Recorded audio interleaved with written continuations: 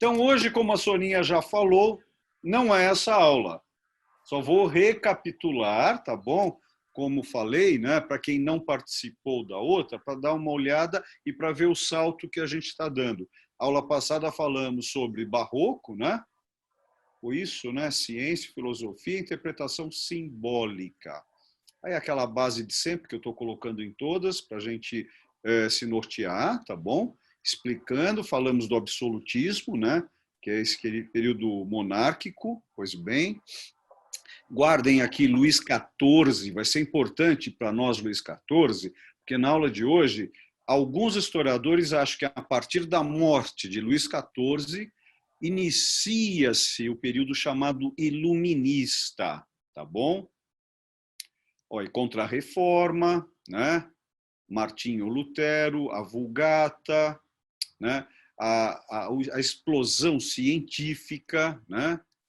E aí nós entramos na Royal Society, tá? Aqui, ó, né? Falamos dos filósofos, dos literatos, né? A base das pinturas no período barroco, Nicolas Poussin, né? Pegamos ó, Salomão, né? Entramos em Caravaggio, tá? Estamos vendo Rembrandt, né? E aí nós vimos alguns judeus que falavam, né, de Rembrandt. E aí nós falamos exatamente de Isaac Luria, né, Sabbatai Tzvi e Spinoza. E também peço que vocês guardem esse nome hoje, Ari, o Luria, Isaac Luria. Ele é uma pessoa muito importante para o período iluminista e para a base dos Hassidim, que nós vamos falar no final da aula hoje, tá? Como sempre, falamos de tudo que acontece na questão Europa, América, de arte, damos algumas fugidinhas para outros continentes, mas geralmente Europa, e no final a gente dá uma amarrada, qual tinha começado antes, né?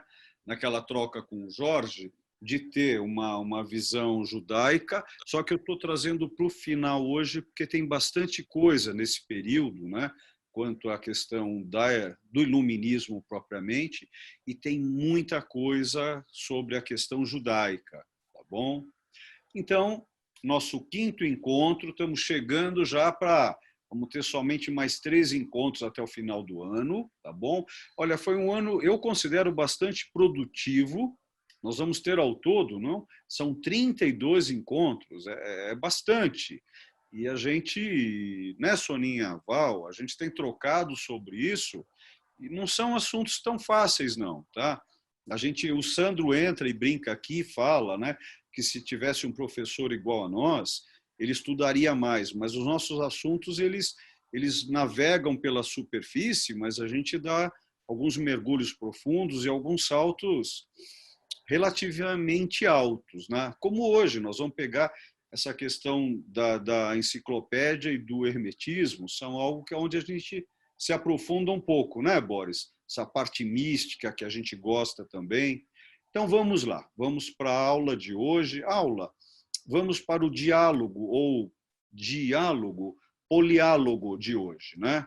Vamos lá, como sempre, tá? Nós estamos aqui no período exatamente da Idade Moderna, em história, não história da arte, de 1453, com a queda de Constantinopla, invadida, né, pelos otomanos, tá? Ormuz, né, que deu origem a esse nome, e vai até a Revolução Francesa. Então, nós estamos no limiar hoje, entre 1789 e aí já saltando para o que os historiadores, uma parte deles, considera, né, como idade contemporânea. Lá vamos nós, tá? Vamos entrar no iluminismo, sapere aude, tá? Esse latim, o que quer dizer aí, né? O saber mais profundo, a busca mais profunda de um conhecimento, né? E o iluminismo, ele é realmente, né? Aufklärung do alemão, né? E iluminar, a claridade, né? Buscar a iluminação, né? Então vejam, 1715, como eu falei para vocês da aula passada, né? Filipe XIV morre em 1715, aonde alguns historiadores dão um salto para a existência do iluminismo. E alguns outros acham que o iluminismo possa ter ocorrido em 1620, quase 100 anos antes. Então, é isso. Os historiadores são assim, né? Como nós somos assim. A gente acredita, a gente cientifica enquanto acredita e cientifica. Pois bem, e aí vai até a Revolução Francesa para alguns. Como hoje nós vamos entrar no realismo, a gente vai até mais ou menos, eu vou preparar um pouquinho para a aula da semana que vem, onde nós vamos entrar sair do romantismo e entrar no realismo. Tá? O que acontecia nesse período do iluminismo? Veja que nós viemos do barroco, do período da ciência. Esse momento, nós começamos a ter, não tinha pandemia, então tinha os encontros acadêmicos, científicos, de debate, de conversas. E aí também surge, nós vamos falar um pouquinho mais profundamente adiante, sobre a questão das lojas maçônicas, que surge 2 anos depois, em termos de legalidade, a maçonaria em Londres, 1717. Tá? E aí nós temos também, nesse período, os salões literários, os cafés, onde tudo começa a ter um movimento muito grande, embasado, olha que legal, no conhecimento. Isso é muito bacana nesse período, né? Os salões de arte já começaram a existir, tá? Ele surge mais ou menos em 1674, 1684, onde são criados os concursos salões, tá? E aqui nós vamos pegar, no caso, esse italiano, Cesare Beccaria. Eu não sei, alguém já ouviu falar nele? É um cara importante, mas para quem fez filosofia do direito. Eu, como filho de advogado, né? Então, Cesare foi ele que rompeu com a tradição do direito, onde ele busca uma iluminação, onde ele busca uma nova visão no direito, porque ele já não queria mais a pena de morte, tá? Que era a pena de morte, até papai, como criminalista, nunca foi favorável à pena de morte no Brasil, tá? Por causa da questão legal muito voltada, conforme fosse, né, ao l'argent, ao dinheiro, né? Então, Cesare Beccaria, também ele quis a mudança, né? Lembramos que saímos do absolutismo. E o iluminismo, ele busca o quê? Iluminar. Iluminar o quê? A liberdade. Então, ele traz para nós uma nova visão do direito. Por isso que eu trouxe ele aqui para vocês hoje. Tá? Não é um filósofo, tá? Um advogado assim tão conhecido, mas é uma pessoa que eu considero de muita importância na mudança do iluminismo e do direito. Tá? Aqui nós temos esse famoso François-Marie Arouet, que vocês conhecem geralmente por Voltaire. Tá? Então, Voltaire ele participou também das enciclopédias que nós vamos falar hoje, mas somente uma parte, porque Voltaire já era importante enquanto filósofo na França, a enciclopédia ainda não era importante. Quando ela começou a se tornar importante, aí sim ele entrou para fazer uma parte dela. A enciclopédia tinha mais ou menos 150 pesquisadores, gente. Olha que beleza que era, né? Bem, ele é um filósofo importante. Por que eu trouxe aqui? Porque ele está trazendo a questão da filosofia, do pensar, a liberdade. Né? Lembram que nós estamos no iluminismo francês. Né? E aqui nós temos Denis Diderot, né? Onde vai edificar todo um conteúdo, né, de cultura, de letras, né, de informações, muito importante. São filósofos, literatos, pessoas que escrevem peças em teatro, escrevem peças filosóficas, tratados, né, científicos, matemáticos.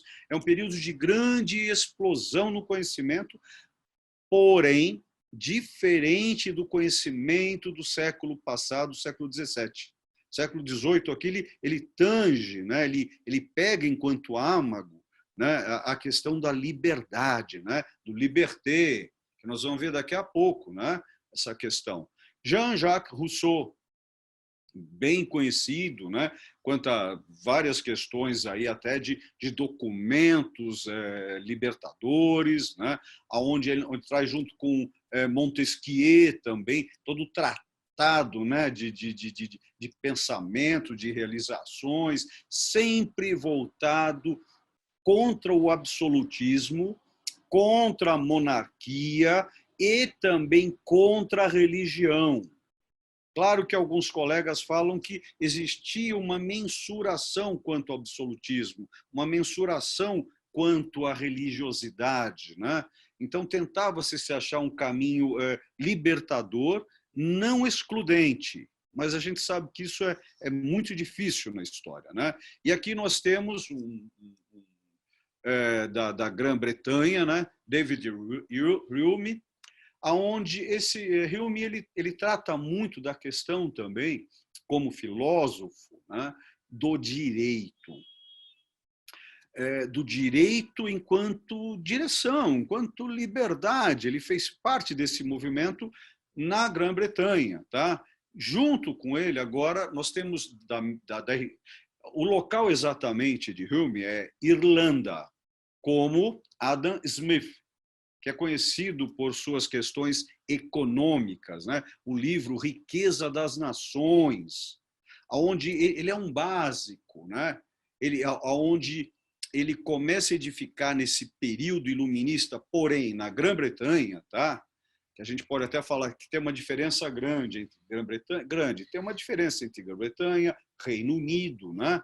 Você tem toda uma divisão ali da Inglaterra, Irlanda do Norte, Sul, né, Escócia, e aonde aqui nós temos Adam Smith como aquele que marcou a mudança econômica, né, onde ele deu base para um novo sentido de divisórias de bancos, a questão de pensamento de trabalho, né? Estava se preparando para o período das grandes indústrias, que vai explodir no final do século XVIII e começa no século XIX, o período industrial, né? As três fases do período industrial. E aqui nós vamos para a Alemanha, onde nós temos Immanuel Kant, que bebeu muito de Hume, David Hume. Tá? Kant é importantíssimo por causa da sua filosofia da crítica da razão pura, onde realmente esse homem ele era tão impressionante no seu pensar, no seu determinismo, que as pessoas marcavam a hora quando ele passava, que ele sempre cumpria o horário, a sua agenda, né? Então é um iluminista também muito importante, tá? E aqui nós vamos dar um pulo para o outro lado do mundo. Nós estamos pegando aqui uma pessoa interessada que foi o primeiro cônsul na França, aonde ainda não existia, vai existir daqui a pouco, os Estados Unidos, quando em 1776 se liberta, né, da Inglaterra. Esse é Benjamin Franklin, tá? Que vocês devem conhecê-lo também pelo papagaio. Lembra que ele estava empinando uma pipa, ela recebe um raio, né? Foi um grande inventor também, né? Uma pessoa bastante interessante. E só que norte-americano. E junto com ele, nós temos aqui o terceiro presidente dos Estados Unidos, Thomas Jefferson. Tá? Também, eu adoro essa pintura dele, eu acho tão, não é misteriosa, né? Essa luz sobre ele. Então, são artistas não tão importantes que fizeram essas obras. Já já a gente vai entrar. Por enquanto, eu estou tentando embasar vocês a questão do conhecimento de cada um desses filósofos, advogados, letrados, né, onde mexeram com essa questão do clarung, da luz, da iluminação, né, ou seja, do conhecimento e, portanto, conhecimento, liberdade. Né? E aí nós vamos entrar na enciclopédia, tá? Que vejam, a primeira enciclopédia como nós a reconhecemos como tal, né, é de 1751 a 1772, século XVIII, porém com 35 volumes. Olha a massa disso, gente. Olha a quantidade de conhecimento que se tinha nesse período já. Só que a enciclopédia, ela já se falava desse tipo de armazenamento desde os tablets, das tábuas, desde 722 antes de Cristo. Olha só.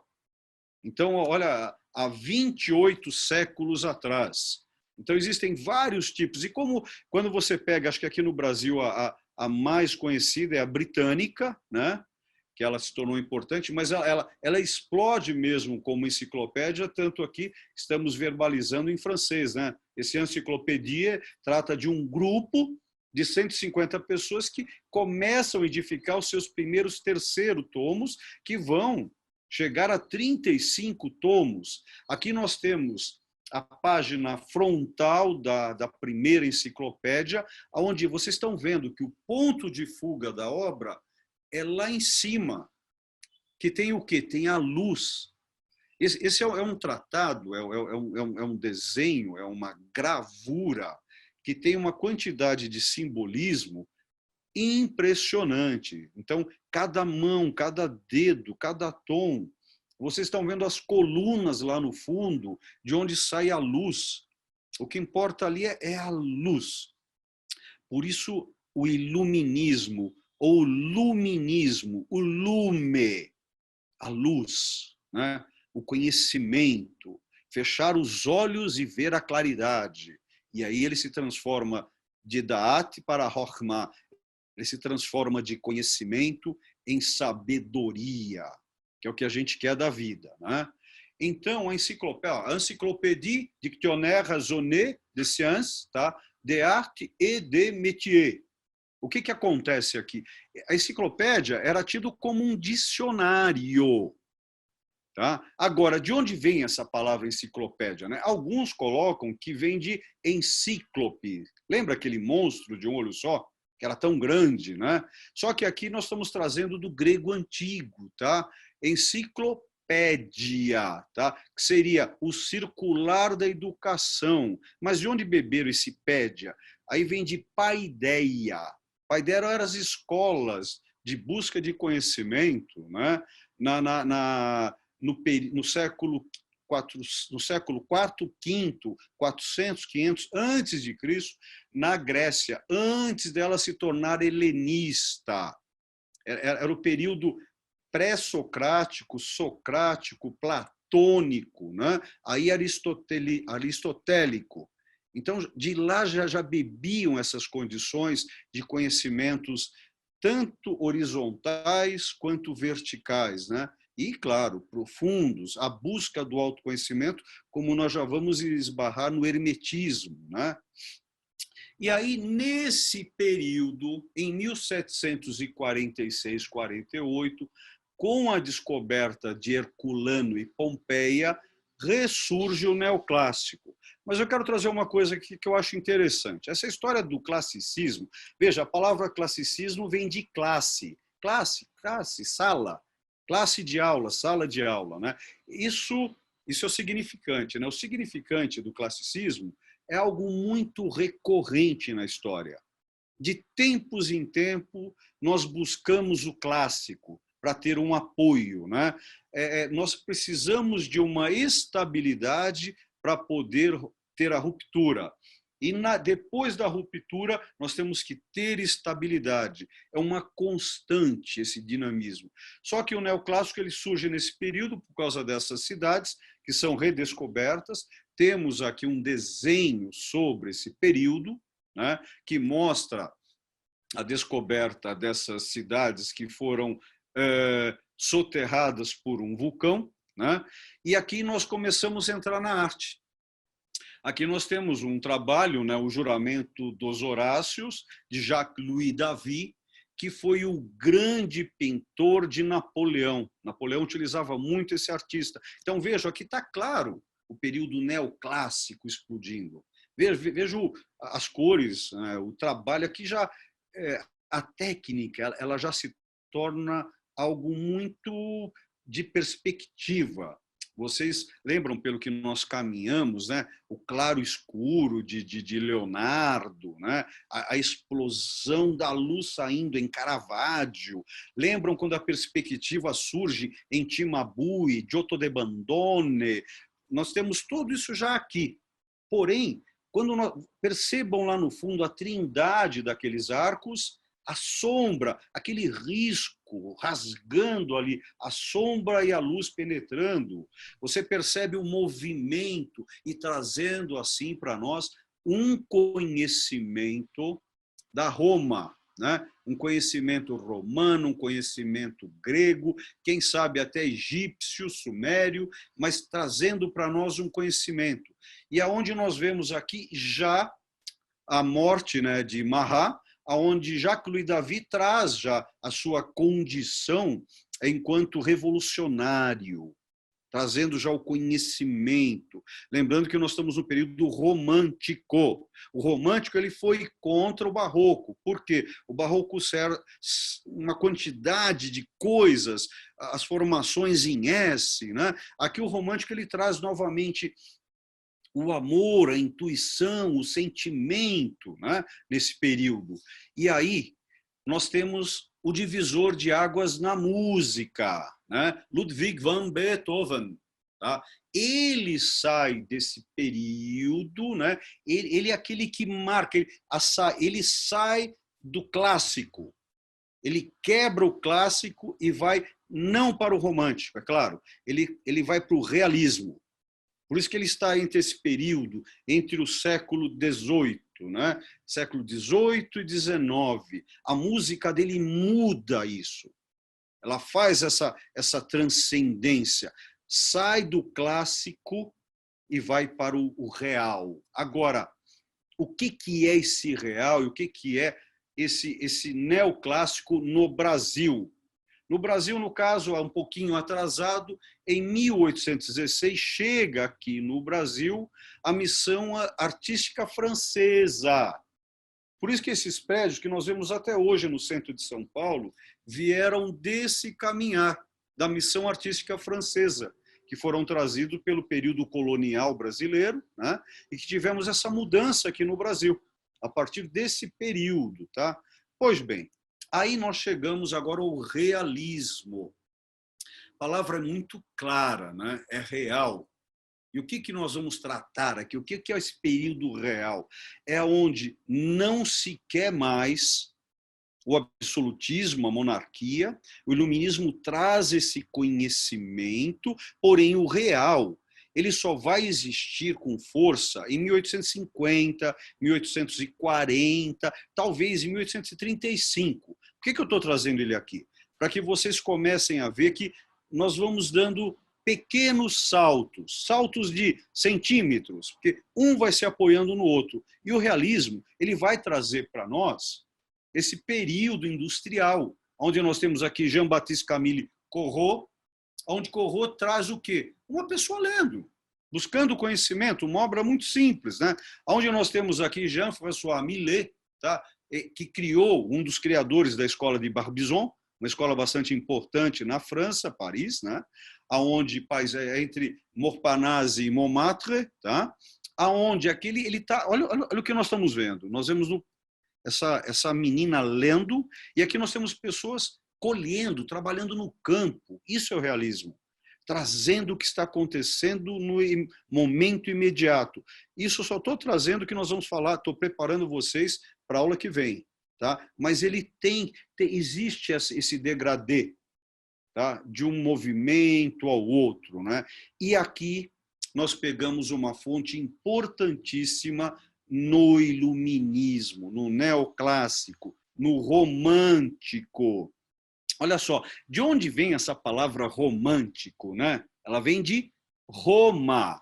Romântico é Roma, é retornar a Roma.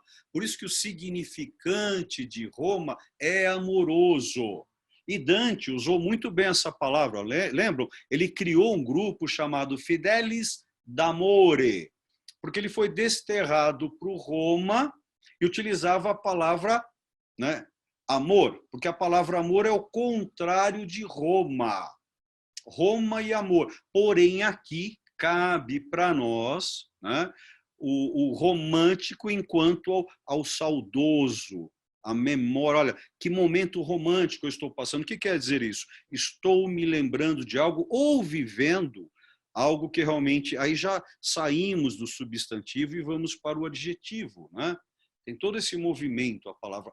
Porém, tudo isso é feito de um ponto mister, fundamental, aonde o conhecimento se equipara ou dá realização à sabedoria. Do italiano, do latim, sapere, ter o sabor do conhecimento, leitura, e aqui explodindo na sabedoria. O hermetismo traz para nós, portanto, Hermes. É o que está escrito aqui em grego.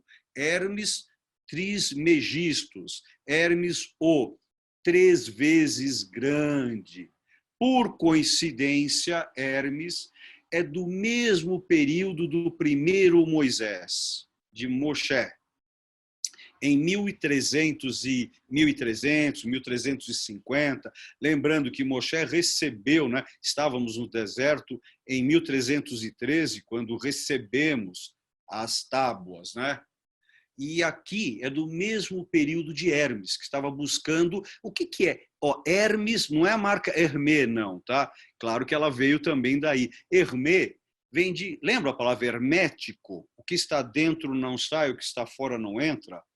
É algo feito para neófitos, ou seja, neófito, nova visão, buscar um estado de iniciação, poder compreender o que está além da vista, buscar uma sublime observação. Isso é o que se busca dentro desse período iluminista no ocultismo, em Hermes, né? E aí que surge realmente, como já falei, em 1717, a franco-maçonaria, Freemason. Maçonaria vem do francês maçon, que quer dizer martelo. Por isso que em inglês é Freemason, é pedreiro livre, aquele que talha a pedra, aquele que sabe lapidar, ele sabe desbastar a pedra bruta. Por isso que o primeiro Papa, Simão, tem o epíteto de Pedro, que é o masculino de pedra, né? Nós já falamos aqui isso. Então, a maçonaria ela faz parte desse período iluminista, liberté, égalité, fraternité, que é a base para uma mudança na Revolução Francesa em 1789, porém, foi ela que fez a França junto, por isso que Benjamin Franklin foi à França, foi o primeiro cônsul, tá? Americano na França, em Paris, aonde, ligando as lojas maçônicas, consegue, em 1776, a independência da Inglaterra. Isso tudo com a maçonaria, portanto, iluminista, tá? Que vai dar base para, no século futuro, o positivismo, tá? O outro tipo de realismo. E a maçonaria, vejam quanto ela é forte nos Estados Unidos e em Washington, D.C. Olha só, isso aqui lembra um farol. Vocês estão vendo aqui embaixo um G. Vocês conseguem ver aqui? Tem um esquadro e um compasso e tem o G. Esse G significa Guedes, o meu sobrenome. Mentira. Aqui é o grande arquiteto do universo, tá? Gadu. É o nome do Deus da maçonaria, o grande arquiteto. E aqui nós temos a grande loja de Londres. Tem vários filmes que já foram passados aqui. Aquele filme Assassin's Creed, tá? Onde eles estão vivendo um grupo de templários, né? Claro que eles desfocam e modificam. Tem todo um cálculo para isso. É lindo essas arquiteturas, como nós já falamos aqui, são livros de pedra, tá? E aqui nós temos Liberté Chérie, tá? É um campo de concentração em Esterwergen, na Alemanha, tá? Por causa, sim, do Holocausto. Porém, é uma pedra cúbica maçônica, trazendo esse tipo de reconhecimento, tá? Isso na Alemanha. Pois bem, e aí, derivado desse mesmo grupo maçônico, nós temos a fundação dos Illuminatus. Illuminati é singular, né? Illuminatus são os iluminados, que com Adam Weishaupt, da Baviera, cria esse grupo, né? E que um dos lemas dele, né? Eu quis trazer aqui para vocês, é colocar o fim às maquinações dos perpetradores da injustiça. Ouçam isso agora. Controlá-los sem dominá-los. Isso é ser iluminista. É ter o controle de alguém, mas sem precisar dominar. Porque quando a gente tem que dominar alguém, o emprego de energia, de matéria é muito grande. Então, quando ele fala em controle, ele fala do controle de iluminação, um controle mental, não físico. Olha isso, vocês já ouviram isso? Nós estamos ouvindo hoje aqui no Brasil ainda, essa questão de controle mental. Isso vai dar base para as revoluções de 1848, onde nós vamos ter a base do comunismo e socialismo. Lembra quando nós falamos de Fausto Ficino Sottimo, tá? Que deu a base ao socialismo na Itália, no século XVI, XVII? Aquilo deu toda uma base de controle intelectual, que depois dará base para o comunismo, e aí esse é o controle sem dominar. Vocês entendem o que eu estou falando? Você poder controlar alguém pela instrução, não pelo bíceps. Olha o poder disso. Controlar alguém pela fala, pelo som, pelas palavras. Essa é a busca dos Illuminatus. Então, o Illuminati busca o autoconhecimento da iluminação para depois poder controlar uma nova ordem mundial. Aí nós entramos, claro, em teoria das conspirações, tá? É um complexo isso. Pois bem, e aí, entrando agora na questão judaica, o que nós chamamos de iluminismo, né, para o judeu? O Haskalah, que é o período iluminista nosso, sim, importantíssimo, que tem uma mudança muito grande, aonde nesse momento existe uma mudança extraordinária no pensamento judaico. Porém, quando a gente está falando de qualquer assunto, gente, qualquer assunto, ele não é único e linear. São vários outros, né? Em cima, embaixo, do lado, na gaveta, embaixo do tapete, lá fora, aqui dentro, no vizinho, no outro. Não existe esse assunto que eu estou tratando aqui direto, focado e linear. Nada na vida é assim. Você pode ter o teu momento de foco para você pegar a sua conta no Pix e pagar a tua luz, tá bom? Mas tudo está acontecendo em paralelo. Só que aqui as minhas palavras começam a perder poder. Porque conforme eu falo para frente, tá? O meu tempo gramatical de léxico, né, ele é linear. E a vida não é assim. Por isso que nós dominamos o planeta, nós estamos no topo da cadeia alimentar, porque nós temos mais foco do que os outros animais. Tá? Isso não quer dizer que tenhamos felicidade, hein? Tá? Mas a gente tem essa consciência. Então, esse período da Haskalah traz uma nova visão a alguns judeus. E nesse momento, a pessoa, né, esse é o terceiro Moshe, tá? Moshe Mendelssohn. Essa palavra eu adoro esse sobrenome Mendelssohn, tá? Ele é o avô de Felix Mendelssohn, do músico, tá? Esse cara, por que ele tem um sobrenome de Mendelssohn? Son, filho. Ele é filho de Mendel, tá? Essa palavra eu acho muito legal, esse sobrenome. Agora, Moshe, esse Moshe, como sempre no judaísmo, um grupo gosta dele, um grupo não gosta dele. Tipo Baruch Spinoza, certo? Tem sempre isso. Esse período da Haskalah, ele tem uma pessoa que marca muito esse período. Ari, que eu falei para vocês guardarem no começo da aula. Isaac Luria, qual é uma pessoa que eu debrucei muito sobre ele, principalmente por causa dos estudos do recebimento da Kabbalah, aonde ele começa a trazer para nós, no século XVI, XVII, a Kabbalah possível a um leitor como eu, tá? A um leitor como nós, que tem uma simplicidade no existir. Então, nesse momento, a iluminação judaica traz pessoas como Mendelssohn, tá? Ele é tido como o terceiro Moshe, lembram? Primeiro, Moisés Reinabeiro, né? Nós temos Ramban e ele, que traz todo esse conhecimento. Alguns não gostam dele porque não deixa de trazer um conhecimento assimilatório. Alguns de determinados judeus serão assimilados. Então, existe uma diversificação nele. Desculpem. Só um golinho aqui.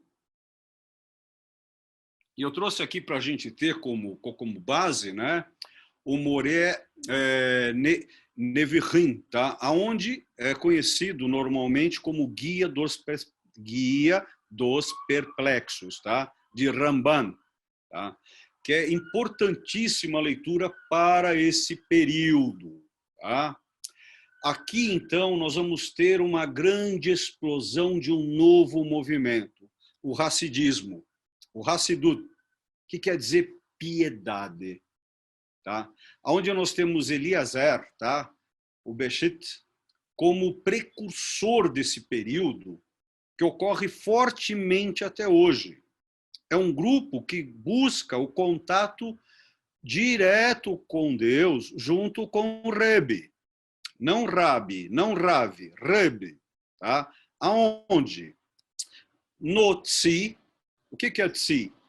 Nas reuniões, onde você está com o Rebbe e seus familiares, onde você tem uma frequência de onda, uma força, aonde é capaz de buscar essa iluminação, essa Kabbalah, esse recebimento.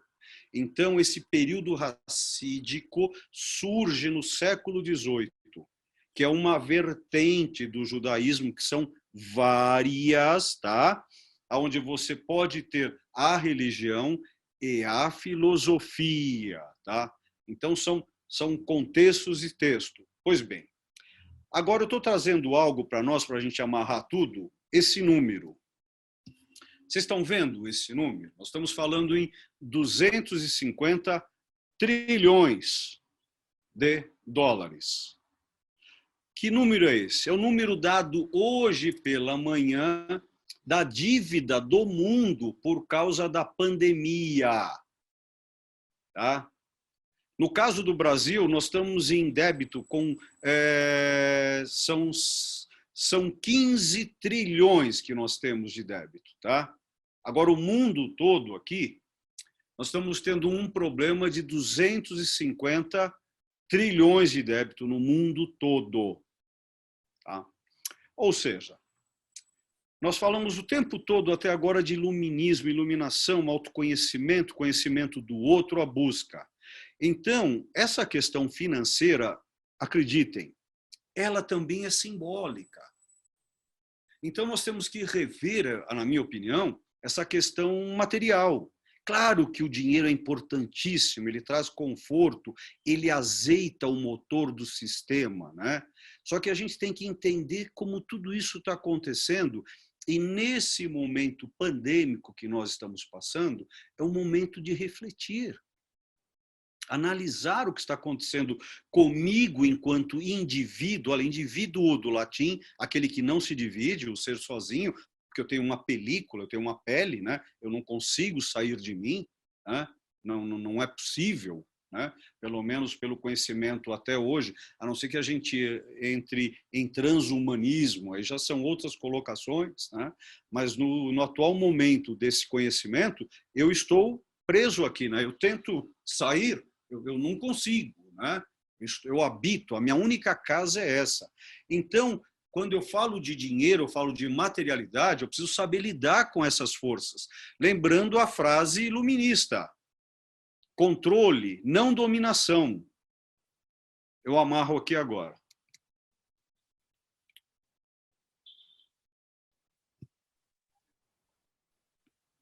Pois bem. Pronto, Soninha, acabei. Olha, tem uma pergunta da Marta. Não sei se ela quer perguntar. A Marta não pode fazer pergunta que ela já fez a semana passada. Então, não pode. Não pode Fala, repetir? Martinha.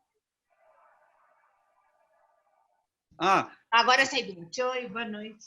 Boa noite, querida. Saudades. Saudade. A aula, tenho saudade, porque acho que é a melhor coisa que eu faço na semana. Para com isso. Obrigado. Eu recebo, mas eu sei que não é. Tá? É muito bom. Eu perguntei... Marta, pera um pouco. Oi, Zila. Deixa eu ver quem mais que eu estou vendo agora aqui. Oi, Carol. Deixa eu ver quem mais eu não vi antes. É o que eu posso ver aqui na minha tela. Fala, Martinha, desculpa. Então, a pergunta que eu fiz é sobre a maçonaria, né? O que levou à criação da maçonaria e qual era o seu primeiro objetivo?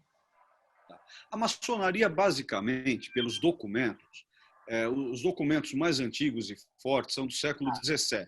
Tá? Século XVII, final do século XVI, 1580. Tá? Porém, ela surge basicamente no século XII, tá? Onde você tem... o que é um maçom? O maçom é aquele que tem um martelo e que constrói, ele lida com a pedra, ele desbasta a pedra, ele cria casas, ele cria castelos, ele cria templos, os templários. Tá?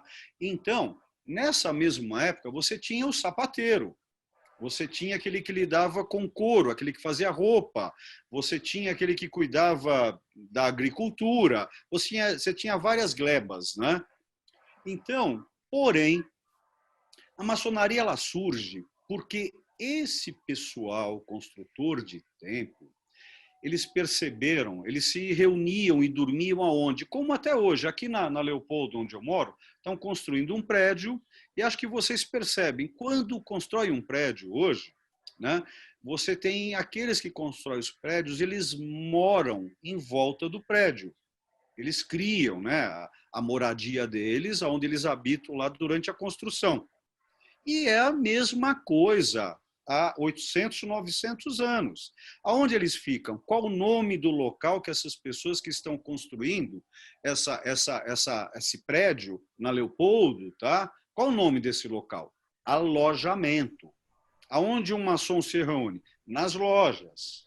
Tá? E o que tem nos alojamentos? Você tem cama, banheiro, né? E você tem as ferramentas. Vocês viram onde estava aquele G ali no meio? Você tem um esquadro e um compasso. O esquadro, você mede a matéria. E o compasso, você mede o quê? O espírito. Circunferência. O quê, Boris? A circunferência. A circunferência. Olha que legal. O Boris acabou de falar mais ainda. Quando você está entrando... Por que uma catedral é catedral? Porque ela tem a cátedra do Papa, né? do bispo, na época, né? E o que você vê de longe? Você vê o círculo, você vê a rosácea, que é em homenagem à Virgem Maria, Maria Miriam, tá? Mar, Moriá, olha só, olha os nomes, tá? Com esse Mar, esse M, né? Por brincadeira agora, eu ouso brincar de maçonaria também, com a letra M, mas não cabe, eu estou brincando, tá? Então, o círculo, como você mede através do compasso, né? A quadratura do círculo, olha isso, esse tratado alquímico. Então, esses construtores que estavam fazendo as catedrais altíssimas, tentando chegar a Deus, igual a, lembram, a Torre de Babel, os zigurats, tá, em árabe, tá? Aqueles pontos, aquele dedo apontando para o céu, as antenas. Então, esses homens, Marta, descobriram que buscavam a medida do universo.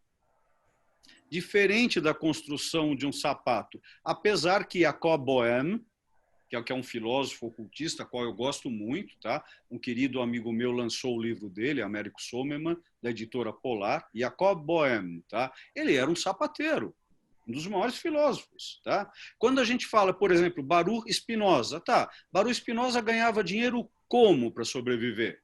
Ele polia lentes. Então você precisa entender quem é a pessoa que vos fala e como o Olívio paga as contas, né? Então, tem todo um caminhar que a gente precisa entender, né? Então, o vil metal, ele só é dominado. Se você consegue se dominar. E claro que tem que ter o que a minha família chama de complexidade e o que o meu querido doutor Bernardo, meu irmão, chama de sorte. Se você não tiver sorte, não tiver complexidade, parece que só o conhecimento e a sabedoria não adiantam, te atrasam, tá? Então, os maçons começaram a se automedir, que a maçonaria naquela época ela era realizadora e depois ela se transformou em observante.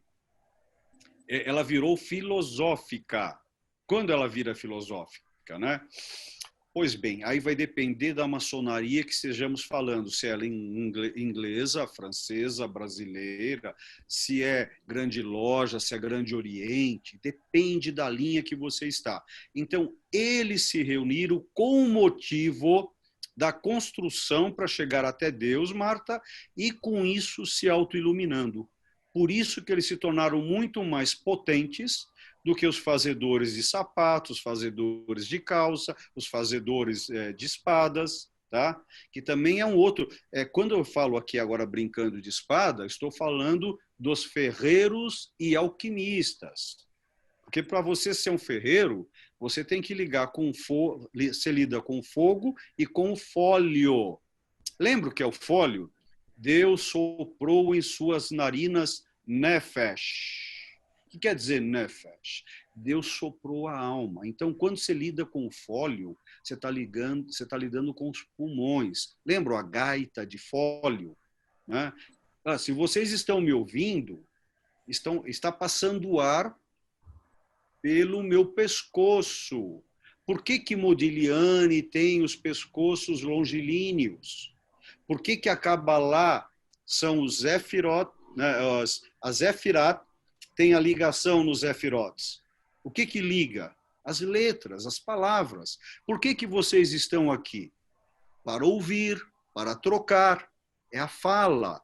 Então, esses Freemasons, esses homens livres e de bons costumes, são maçons para poder se autocompreender. Claro que com o tempo isso vai quebrando, vai mudando, depende aonde, depende do grupo. Lembrando que antes de ser maçom, antes de ser judeu, a gente é homem, a gente é humus, a gente é Adam, a gente é vermelho e veio do barro. É Adam, né?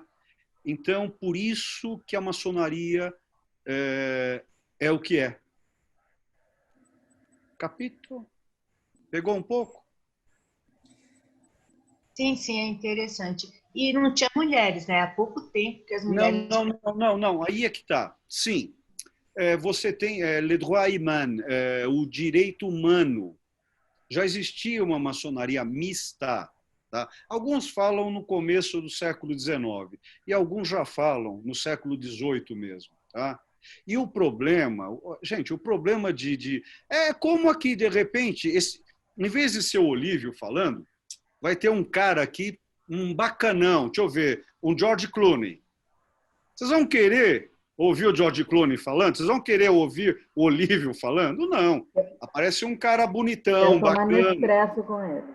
O quê? Quero tomar Nespresso com ele. Tá vendo? Ó, a Sônia quer tomar Nespresso com ela. Ela pode tomar um Nespresso comigo, que a gente é amigo, tá? Mas, então, se entra uma mulher bonita num ambiente só de homens, a gente é otário, gente. A gente se perde. Esse é o ponto. Então, foco. Então, coloca um monte de mulheres juntas para ver o que acontece. Coloca um monte de homens juntos, você vai ver o que acontece. Agora, você coloca uma mulher no meio de homens e um homem no meio de mulheres, mexe com tudo. Então, precisa dessa coordenação. Tá? Agora, eu, pessoalmente, eu acho bem bacana loja mista. Uns colegas meus vão me matar por isso, tá? Mas eu acho bem legal, porque torna-se desconfortável. Eu acho muito bom, eu adoro o conforto. Quando eu estava sem, eu adoro. A aula de terça-feira que eu dei foi sobre o quê, Carolina? Fala, Carol. Liga aí, pô. Estabilidade e ruptura. Ruptura e estabilidade. Essas duas coisas são a face de uma mesma moeda, porém, sem a espessura da moeda. Pegaram? É uma moeda sem espessura. É como os japoneses chamam de yin e yo. Aqui no Brasil é yin e yang. Existe sempre essa mistura. Então, esse é o caminho da troca. Pois bem, Soninha, quem mais? A Halina perguntou se você é maçom. Quem perguntou? A Halina. Quem? Eu não tô. Tá cortando. Eu não ouvi. Halina perguntou se você é maçom. Nossa, não tô. Val, tô com algum problema. Não tô. Não dá. Você está escutando, Val? Não. Eu não estou ouvindo. O quê? Alô? Alô? Vamos para outra. Quem fala? Alô? Qual foi a pergunta? Qual que é a outra pergunta que você falou você aí? É corintiano. Eu sou. Não, porque se ele fosse corintiano, ele não ia dizer que era palmeirense. Se ele fosse palmeirense, não ia falar que era corintiano. Eu estou achando que você é São Paulino. Não, nossa! Pode arroz, pode arroz, pode arroz. Olha lá. Volta da ruptura, vai. Tá, fala ruptura. Tá com cara de sono, Carol. Tá com cara de sono, hein? Tá bom, estudou muito, né, louca? Nossa, tá vesga. Soninha, o que tem mais aí? Nilson, você tá com uma cara estranha, cara. O que você quer saber aí, Nilson? Não, estou sem dúvida. Por enquanto, estou sem dúvida. Mas vou fazer a pergunta daqui a pouco. Até parece, né? Será que é possível nós, como seres humanos, não temos dúvida, né, Nilson? Difícil, cara. Mas obrigado. Tá Olívio, tá me ouvindo? Oi, Sônia. Você quer tomar café, Sônia? O Jorge Clooney. Jorge Clooney, o quê? Você vai ver. Ele é meu primo, você sabe disso? Você é a cara dele. É igual, ó, esse lado aqui, ó. É igualzinho. Idêntico. Me conta uma coisa, qual foi a importância, porque eu acho que nesse período a Igreja Católica entrou num declínio grande. Qual foi a influência disso para essa ida para o neoclássico? Bela pergunta, hein? Puxa vida. O que começa... Olha, essas coisas são coisas... Você fez uma pergunta muito profunda e para achar essa resposta a gente precisa de uma sutileza bem de seda mesmo, sabe? Uma coisa bem leve. Na minha compreensão, não vou citar nenhum colega, nenhum livro, vou falar da minha compreensão. Eu acho que desde o nosso primeiro encontro, o que nós estamos buscando aqui? Uma referência. Só que a gente usa na referência os signos e os símbolos da arte. A gente veio caminhando desde 13,700 bilhões de anos até os dias de hoje. Então, nós estamos chegando já no final do nosso terceiro grupo, né? Então, quando surge o Renascimento, lembra? Renascimento, Alta Idade Média, a Igreja como escola. A Igreja como escola, né? A Igreja começa naquele ponto ali ensinar, passar o seu conhecimento para os nobres, quem podiam pagar, né? E aí depois no Renascimento, a explosão de livros, Gutenberg começa a imprimir os livros, conhecimento vai ampliando, a luz, o lume, tá? Começa a existir mais ainda esse autoconhecimento, as pessoas começam... Lembram a Vulgata? A Bíblia foi traduzida depois para o francês, para o alemão, para o inglês, para o italiano. Começou-se a comparar, aí tivemos revoltas, revoluções, e aí, no século XVII, tem uma explosão muito grande de dissertações, não dissertação com 2 S, tá? Tirar o que era certo. É um neologismo isso, tá? Me desculpem. Naquele momento quebra-se o que era certo, aonde o mundo não é mais centro. Lembro que no Renascimento o centro era o mundo e o ser humano. Aí começa, 1637, com a questão do método, tá? Começa a se ter um método mais Descartes, né, para um autoconhecimento. Spinoza começa a tratar de Deus enquanto natureza. Você começa a ter várias outras visões e que aí, imagina, aí cria-se, claro, o Royal Society, onde você tem um grupo de pesquisadores que se mistura alquimia, religião, ciência e explode. O que importava para o Royal Society? Tá? Não, lembra? Não verbum, nullis verbum.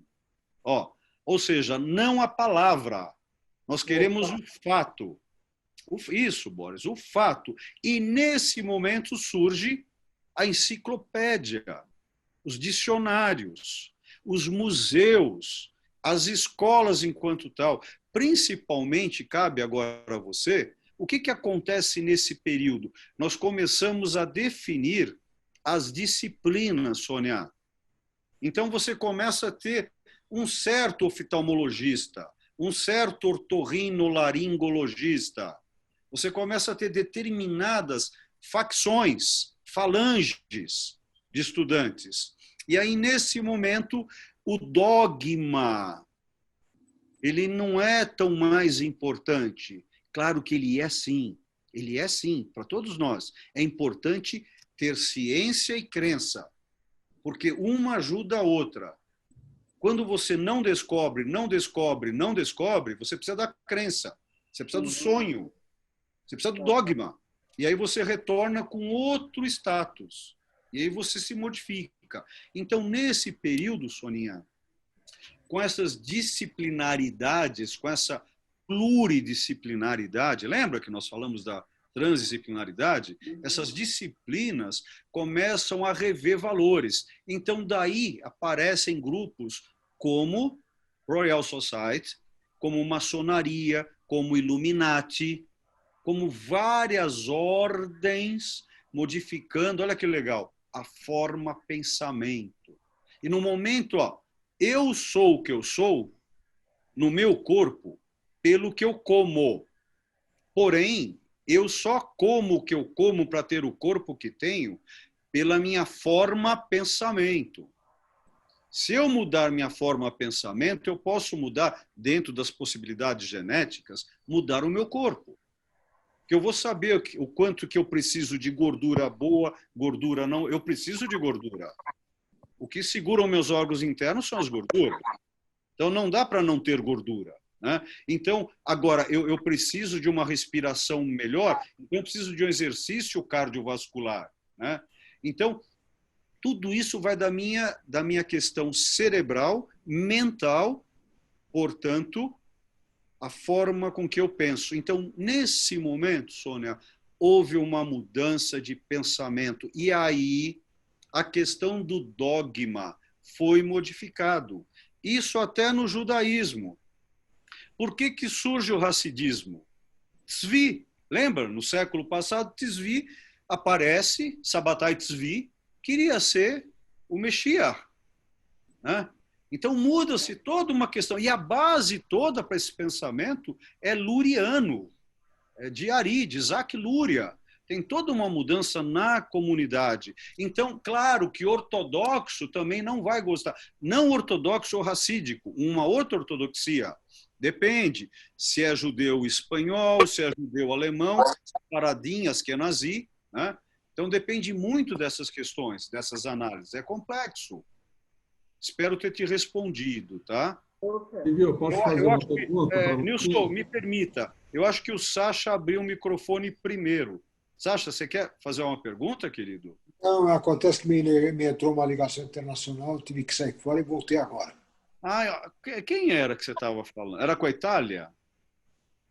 Não, era Estados Unidos. Tá bom. Desculpa, tá bom. Fala, Nilson. Silvio, não é que eu não tenho dúvidas, eu consigo acompanhar a sua didática. Você me lembra um professor que eu tive, História da Arte, inclusive, chamado Duches. Você conheceu o Duches? Conheci, tive aula eu não conheci, eu nunca ouvi falar dele. Ou aprendia ou perdia, não tinha outra Não, opção. Então, eu sou bonzinho, eu sou legal. mas era essa forma didática de ser sua, então eu consigo acompanhar. Mas é o seguinte, eu acredito que vai ser mais para frente a questão da forma abstrata, né? A questão da arte enquanto referência na forma abstrata. Então, toda essa evolução eu tenho acompanhado em silêncio por conta disso. Não que não surjam as dúvidas pontuais, tudo. Eu anoto, pesquiso, mas a parte que mais me interessa vai ser mais para frente. Tá bom. Talvez Obrigado dúvidas, pela... não que não me interessa tudo. Tá. Né? Obrigado pela O satisfação. conhecimento que a Sonia vai me passar umas aulas que eu acabei perdendo.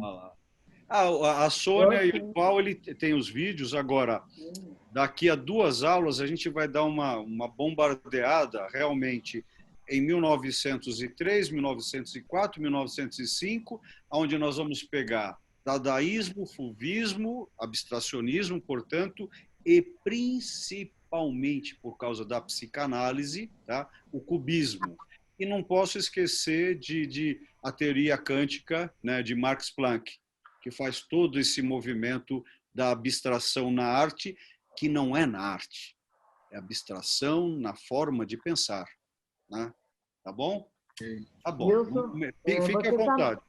Nilson, você está no grupo de WhatsApp? Você já me passou? Ele tá. Ele está, né?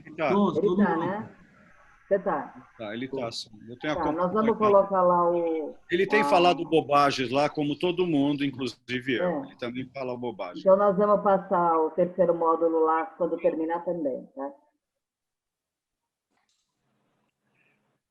Finito, prego. Ninguém tem nada a Tem que sair. Conversar, comentar? Eu gostei das palmas ali da vovó lá. A vovó estava batendo aí, positivo. Pati, está muito quieta. Vamos lá, Pati. Pati, você cortou o cabelo, Pati? Ó, a Carol tá dando tchau para você lá. Cortou o cabelo, Pati? Não. Saiu do banho. Cortou. Você pagou em quantas vezes? Não está saindo som. Pati, você não quer falar para a gente? Sim. Hã? Cortei. Agora tá. E odiei. É mesmo? Não, tá legal. O teu não, tá linda. Tá linda. Olha lá, a Beth está falando que você tá linda. Linda. Ela é suspeita. Que tem 15 anos. Ai, caramba, vocês. Ai, meu Deus. E aí, gente? Finito. Está todo mundo... Você falou sobre Hermes, que ele é da mesma época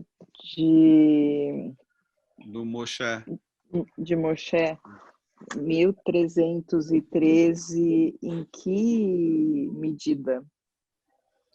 AC ou... Não, é tudo isso antes de Cristo. Tudo isso. É AC mesmo. AC, antes de Cristo. Guarda essa data, é bem legal. 1313, portanto, 1313, foi quando Moisés recebeu as tábuas. Exatamente nesse ano, tá? Então, quando ele recebe as tábuas, Hermes também estava vivo no Egito. Então, são vários... Tem o Egito dos judeus e tem o Egito dos egípcios e de outros grupos de pesquisa. Tá? Hermes é uma pessoa bem importante para quem gosta de tarô, de alquimia. Tá? Ele que vinga o nome hermético. Né? Ele é polêmico, né? Ele existiu? Não tem... Claro! Quer ver? Olha, não tem conta provas, com nenhum rabino, hein? Ainda não foi provado que Moshe existiu, tá? É bem legal isso. Mas agora, para nós, não importa. Para nós, judeus, não importa se ele existiu ou não. A gente está além disso, né? Esse é o ponto. Essa é a grande sacada. Né? Agora, olha que interessante. Dizem que o Trimurti grego, né? Estou falando de Sócrates, Platão e Aristóteles, beberam da fonte de Hermes. para ter aquele conhecimento. Só que eu estou falando 800 anos depois, né? 800 anos depois. Então, eu tenho uma preocupação muito grande com a datação histórica de paleontologia e antropologia. Eu duvido muito dessas datas. E essas datas, elas estão mudando muito frequentemente. Tá? Pessoalmente, eu adoro ter a minha mente pensando em datas. Eu penso assim, eu penso por datas. Tá? Eu me situo por datas. Porém, eu também gosto que elas se modificam. Ô, Francisco, o que você estava pegando ali? Era mais bebida ali? Tá bom. Olha o cara não para de beber lá, que delícia. Tá bom. Então, Pati, eu acho legal quando você pega a origem do tarô que você gosta, desse tarô egípcio, ele tem uma origem muito legal. O problema que eu te falei foi a tradução do francês pro castelhano argentino, que depois veio pro português brasileiro. Não existe o português e existe o português brasileiro, hein? Tá? Então existe o castelhano argentino.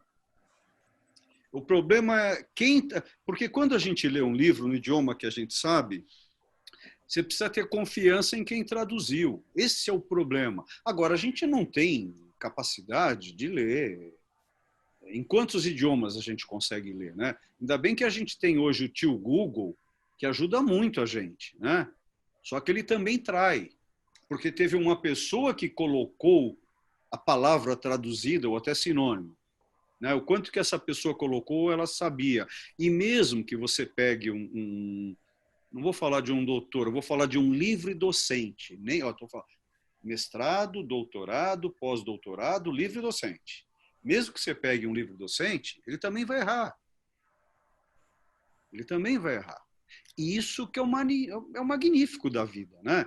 Então, tudo que eu estou falando aqui, será que eu vou manter tudo que eu estou falando para você? Estou falando como acadêmico. Eu suporto tudo que eu falo aqui. O Olívio tem toque, o Olívio é chato, né? Porém, tudo que eu estou falando, será que vai persistir daqui a 100 anos? Entendem? É um complexo. Agora, olha que legal. É o que a gente tem, né? Então, vamos usar isso com melhor sutileza, para o melhor conforto dentro do desconforto. Eu só vou gostar dos meus lençóis à noite se eu trabalhei bastante durante o dia. Se eu fiquei o dia todo deitado naqueles lençóis, quando eu for dormir à noite, eu não vou sentir-me tão bem com aqueles lençóis. Eu preciso ter...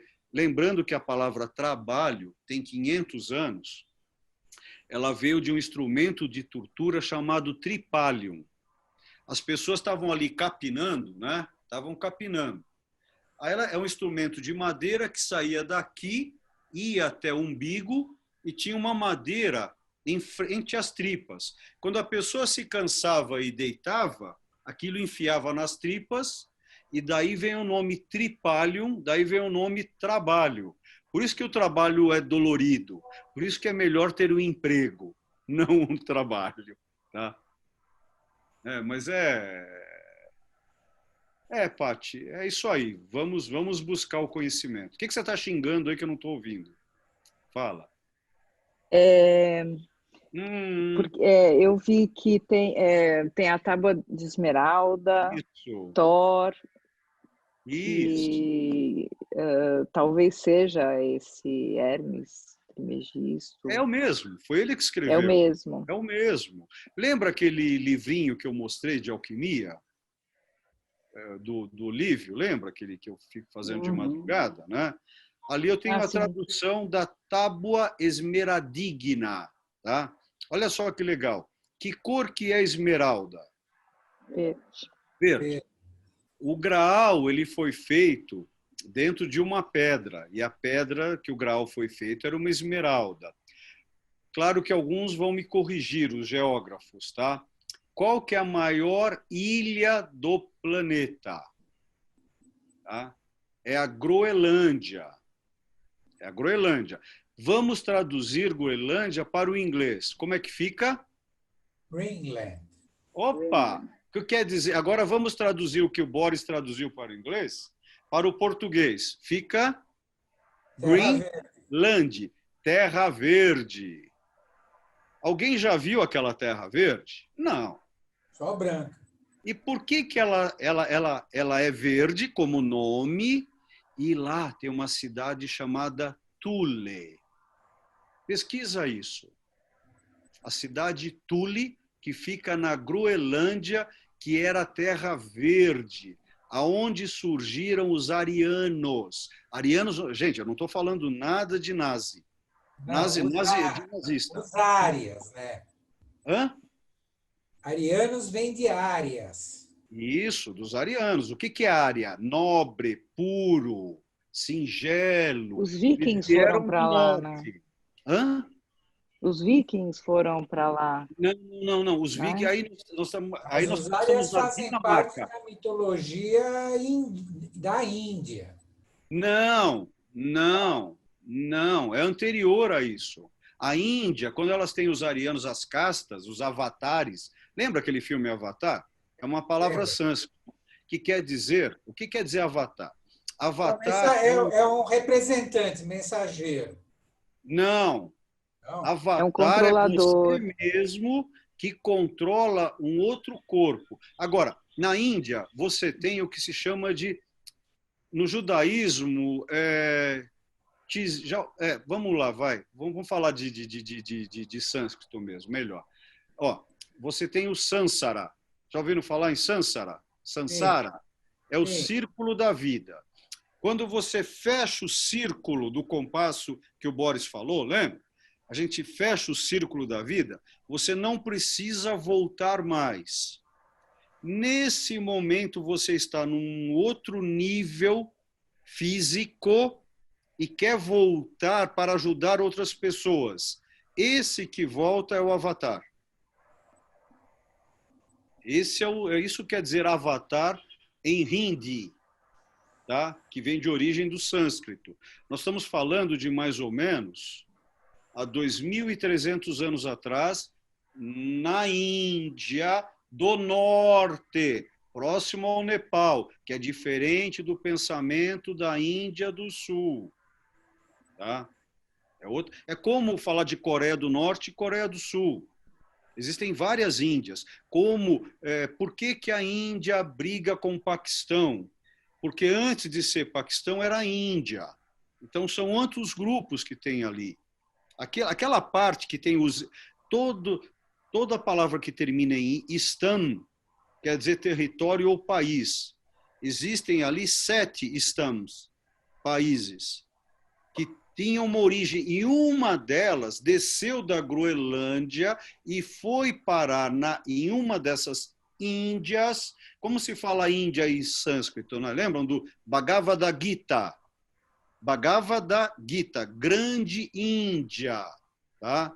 Então, nesse livro... Gente, estamos pulando totalmente fora. A gente está saindo da Europa. E Istambul?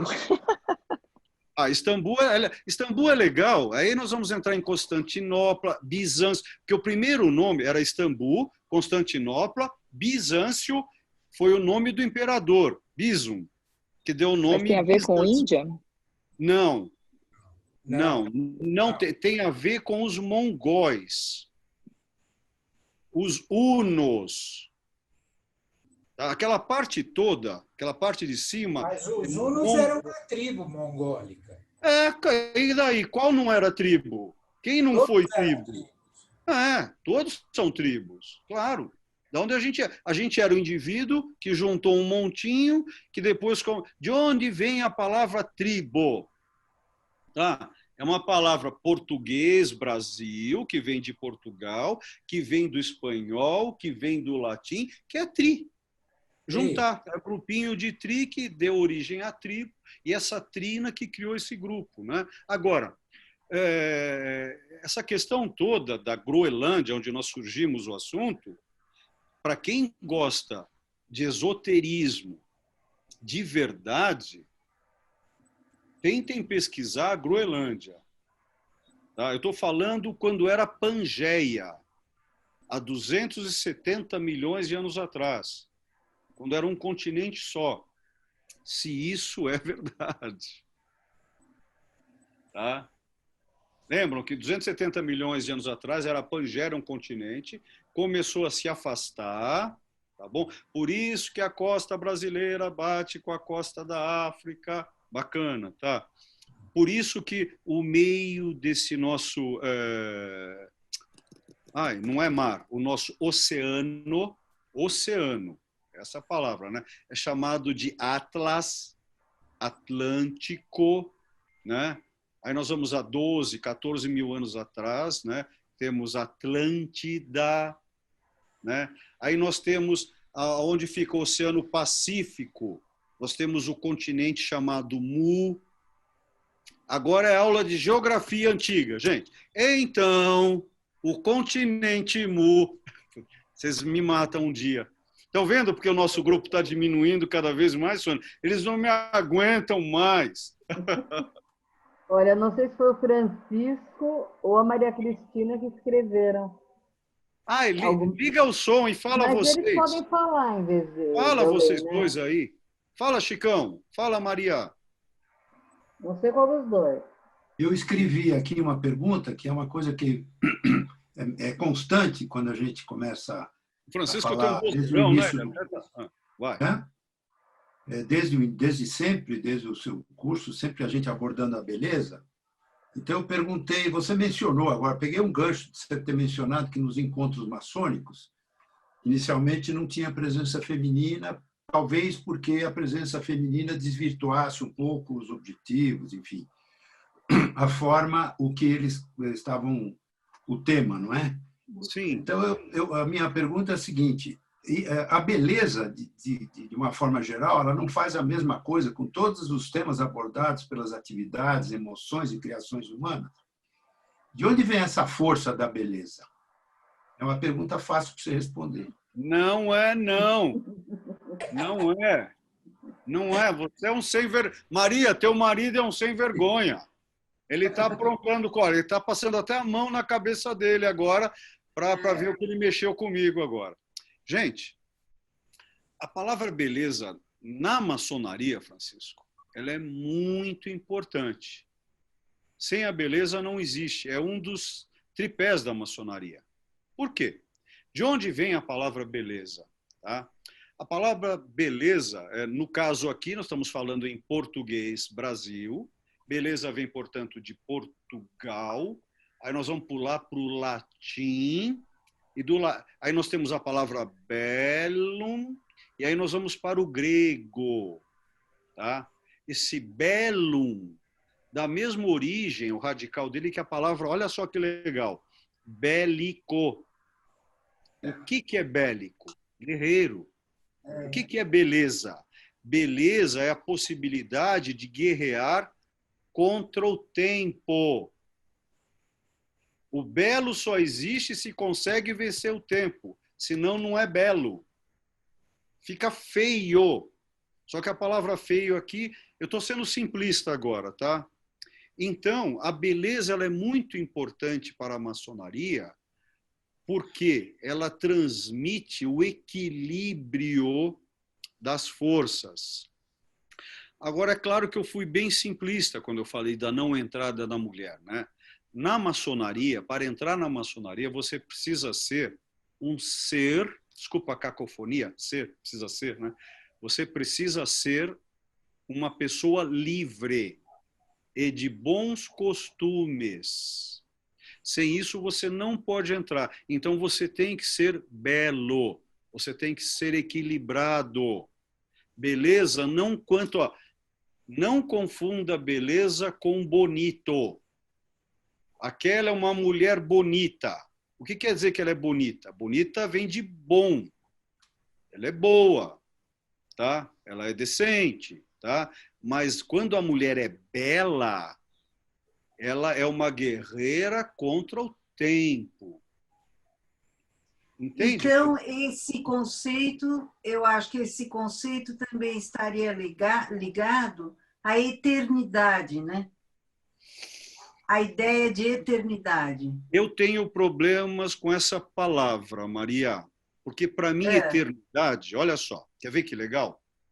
Eternidade para mim, eu vou fazer uma coisa que eu não gosto de fazer, mas eu geralmente faço, mas se eu não gosto de fazer, por que é que eu faço? Porque eu sou assim. Então, olha só, eternidade para mim, como sinônimo, é absoluto. Eu, enquanto judeu, se eu usar a palavra absoluto, é o nome de Deus para mim. Não existe outra palavra mais potente ou maior do que absoluto ou eterno. Eterno.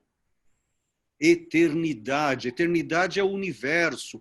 Então, a beleza, ela é, por mais que ela seja beleza, guerreira, ela é momentânea. A eternidade, olha que coisa feia que eu vou fazer, que cacofonia que eu vou fazer agora. A eternidade é eterna. Entendi. A beleza é um outro nível, né? É um outro nível. Olha, todos esses assuntos, o Nilson, quando você for ver todos os nossos encontros, eu por ter toque, eu escrevi esses 32. Por que são 32 encontros? Tem tudo. Por que são divididos em 8? Tá? Tem todo um porquê disso, tá, gente? São 3 de 8. Tem toda uma gematria quanto a isso, tá? Você vai ver que é uma frase que nós estamos escrevendo aqui. Esses 32 encontros, eles viram, desculpe, não é frase, não é sentença, é uma oração, aonde nós tratamos do que a Maria falou aqui agora. Nós estamos aqui para mudar o nível de consciência. Vibração, né? De quê? De quê? Vibração. Olha, agora você está citando Hermes Trismegistus. Tem um livro dele que você lê em 12 minutos. Não, qualquer um de nós que lê esse livro em 12 a 15 minutos. Porém, para entendê-lo, não é suficiente uma vida. E uma das frases que ele coloca bem assim: tudo é vibração. Tudo é vibração. Lembra aquela pessoa que você sabe que ela é muito inteligente e tudo que ela fala tem base, é importante, mas você não gosta? É a voz dela. A vibração da voz dela não bate com a minha vibração cerebral. Então, não importa que ela esteja com a razão, com conforto. Lembra aquela... Porque há quanto tempo você e o Chico estão casados, né? Quanto tempo? 47 anos. É a mesma frequência, é a mesma vibração. Claro que vocês têm os desencontros, mas a maior parte são de encontros. Como que um casal consegue ficar... Olha só, vocês estão juntos aqui nos ouvindo e trocando. A gente sabe como isso não é fácil. Eu fiquei casado muito tempo. 3 anos. 5 a 5. Agora, essa frequência de onda que é importante. Essa vibração, Maria. Essa vibração, porque um de vocês emite, o outro recebe. O outro emite e o outro recebe. Aí cria o que em música nós chamamos de harmonia. Eu até vou cantar agora aqui para vocês. Nossa. Ficou bonito, e a harmonia e o belo tem a ver... Tudo! Isso. Essas são as chaves do autoconhecimento. A busca da beleza, que ela pode ser pelos olhos dos outros. Lembram? O feio, o belo lhe parece? Isso não é do teu tempo, Pati. Quem ama o feio. Lembra disso, gente? Quem ama o feio. Belo lhe parece? Quem ama o feio, belo lhe parece. Olha, melhor ainda. Obrigado, Sônia. Eu pago o café. Sem o George Clooney. Tudo bem, ele não vem mesmo. Não sei, será que ligando para ele? Tá bom, gente? Tá ótimo. Tá? O que é, Boris, com esse positivo aí? Tá bem. Tá bom. Tá bem. Eu gosto desse sem vergonha. Olha lá. Obrigado. Eu que agradeço. Ó, então, até daqui a pouquinho. Tenham uma boa semana, um bom final Fala de de semana. novo de sábado, Olívia. Ah, é, sábado. Val, fala você. Fala, querido, fala. Nós temos o hábito de ter um bate-papo com os artistas e no penúltimo dia da exposição nós fazemos um bate-papo, como não podemos ter o presencial, vamos fazer via Zoom e nós vamos disponibilizar o link no nosso grupo de WhatsApp. Seria legal vocês participarem. Um grupo bem inteligente da USP. Eu conheço alguns artistas, aí são pessoas maravilhosas. Eles adoram o Val. Não sei por quê, mas eles adoram o Val. É engraçado que nós colocamos codinome, né? E a Luciana me chama de Flor de Cacto. E eu chamo ela de Flor do Cerrado. É uma coisa... Fala, querido. Oval que é redondo? Não, eu sou oval. Ai, caramba, olha aqui. Essa eu não... Olha, me pegaram. Bem legal essa, hein? É nada. Há 30 anos atrás ele era um palito. É que o cara começou a ganhar muito dinheiro, né? Eu também era. Eu também. Mas eu tô forte. Eu tô mesmo. Beth, fica quieta, Beth. Não fala. Oval, que hora é? 11 horas? 11 horas? 11 horas. Eu vou disponibilizar agora o link para vocês e aí vai ser legal. Vocês vão gostar. Tem um pessoal muito bonito, é um trabalho bem feito. É um trabalho... Olívia, explica um pouco mais o trabalho. É um trabalho maçônico. Venham sábado, porque tem coisas que eu não consigo falar. Os caras são... Eles vão falar por si. E é um trabalho bem complexo, bem bonito. Se você entrar para ver os QR Codes, nós temos mais de 1000 páginas escritas sobre esse trabalho. É um trabalho que ocorre desde 2006. Eu estou nesse grupo desde 2006, enquanto assessor de curadoria, de conceito, narrativa. É bem interessante. Como chama o grupo? PROCOA, vem de Projeto Outubro Aberto. Por que Outubro Aberto? É o período que temos as bienais. Então, todos os ateliês, a cada bienal, eles estão abertos junto com as bienais. E depois surgiu o PROMOA, que hoje o título é Mostra PROMOA, quando esse grupo de artistas entrou para o MOA, mercado. Então, tem a parte conceitual, tem todo é um complexo, é bonito. Alguns de vocês vão gostar, outros não, é claro, né? E agora...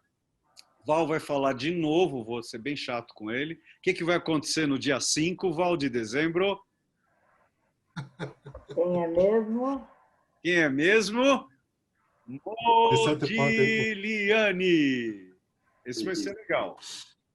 Esse vai ser muito bom. Vai ser legal. A gente vai se divertir. Vai ser uma coisa muito simples, dentro das nossas possibilidades financeiras, né, Val? Do nosso querido. Mas estamos bem, estamos aprovados. Já aproveitou dos orçamentos, está bem bonito, vai ficar bonito. Nós estamos gastando nessa exposição apenas $114 mil, foi bem simples, baratinho. Mentira! É tudo plotagem, é tudo cópia, mas é bem legal, não é, Val? Muito bonito. Eu tenho o prazer de trabalhar com esse meu querido amigo na montagem das exposições. Nós temos o Ricardo, que faz toda a parte gráfica. A gente tem uma equipe no clube, gente, que é muito legal. Principalmente as diretoras loiras. Elas são fantásticas. São apaixonantes. Né? Concordo. Então tá. Bem, então, Shabbat Shalom, até sábado. Tá? Então, um beijo. Até sábado. Beijo, gente.